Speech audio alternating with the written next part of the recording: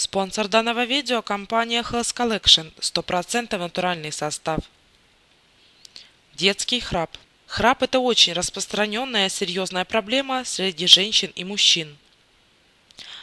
Особое внимание стоит уделить храпу у детей, ведь когда во сне храпит ребенок, это не может не вызывать беспокойства.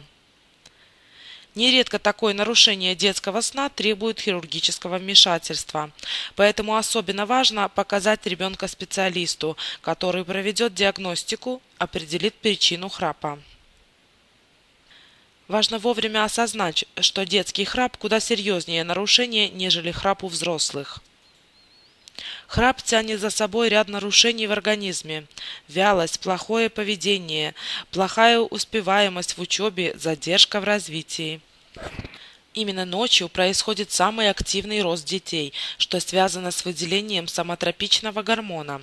Если сон беспокойный, происходит нехватка этого гормона в организме.